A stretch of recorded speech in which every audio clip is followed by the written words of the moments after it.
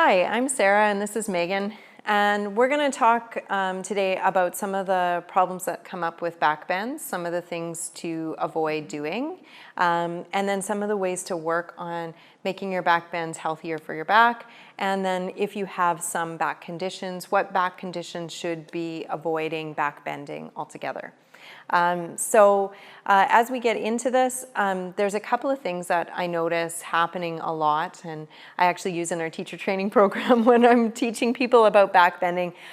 There's a few things that show up pretty well across the board if you're looking at pictures on the internet of people backbending, and that is that we tend to have areas in our spine that are really, really stiff, and then we have areas in our spine that are really hypermobile.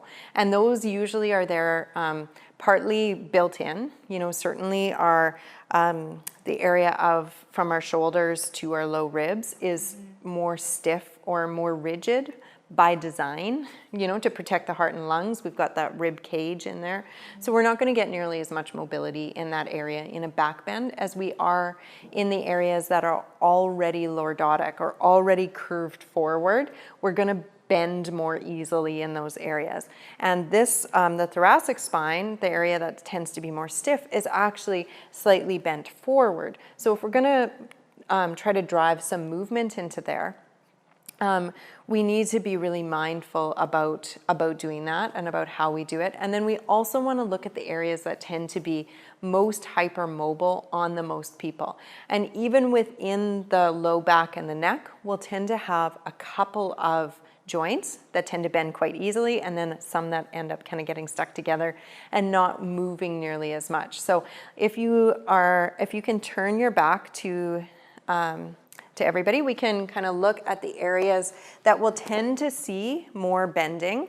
And typically, especially in deeper back bends, we'll actually see the area right in the lower back, right where the lowest lumbar vertebrae meets the sacrum. That's an area where we'll see people kind of almost looks like a hinge rather than an arc, and or like somebody's folding in that space when they go into deeper back bends. And we'll see it in things like king pigeon pose. Sometimes people, if they're pushing themselves up and back in cobra, we'll see it hinge there. The next space we tend to see somebody hinge in a back bend is right at the low ribs, where the low ribs and the low back meet up. And these are the areas where the curvature changes. So we'll see it go from what's called the lordosis, which is where it scoops in, or the kyphosis, and into the kyphosis, where, it rounds forward a little bit. And then we'll also see people kind of like throw their heads back and back bends often. And we'll see either a tipping right from at the skull here, or else they'll actually fold, right in that space, right at the thoracic spine. Makes me cringe a little bit. Right in the space where the neck meets the thoracic spine. So those are the areas that we want to be a little bit more cognizant of what's happening, a little more mindful, a little bit more aware, and then we're going to support and make sure that we're safe in those as we go through.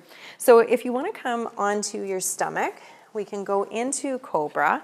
But before you do that, I just want to say, if you have, there's a couple back conditions that can be aggravated or actually made significantly worse by back bending.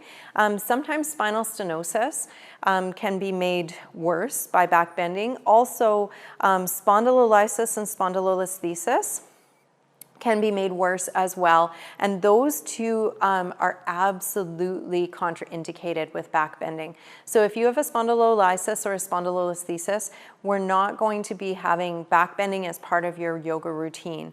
And so just to be really aware of that. So if you have those conditions, please make sure that you're not moving into this back bend.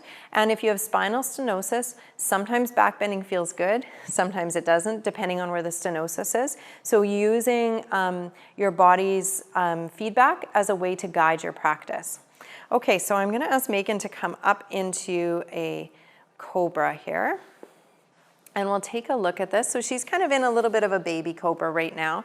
And we can see that mostly she's actually got a pretty nice even curvature. Do you want to come right up and so we can see where you tend to hinge? If you want to push, I don't know if you can push up on your arms fully. Now, I don't know if you can see this, but right here we can start to see that hinge that happens where she's bending almost completely from one joint. And even she's got a little bit from this T12 area, but mostly it's from this low back area. So what we're going to do is ask her to come back down a little lower and to start, instead of pushing up and back, to think about gripping onto the mat and starting to pull forward, so creating length.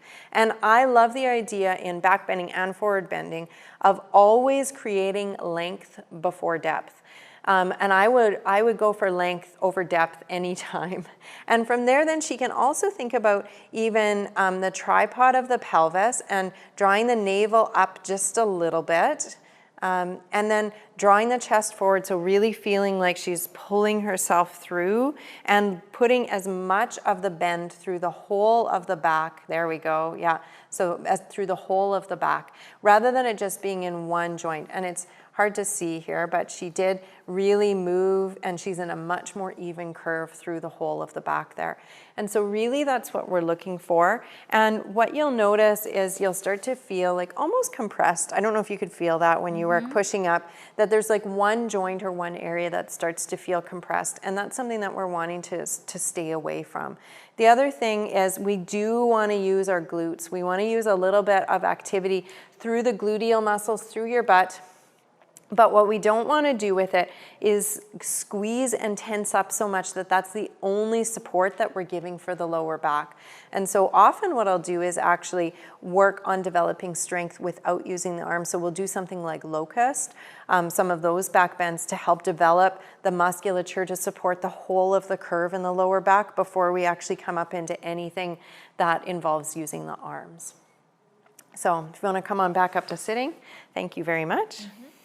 So yeah, so just keeping in mind that you want to distribute the curve through the whole of the spine, making sure you're always having length in the spine, so creating lots of space for those intervertebral discs as you come up, and always length before depth. So the depth of the back bend just gets kind of fancy and show-offy.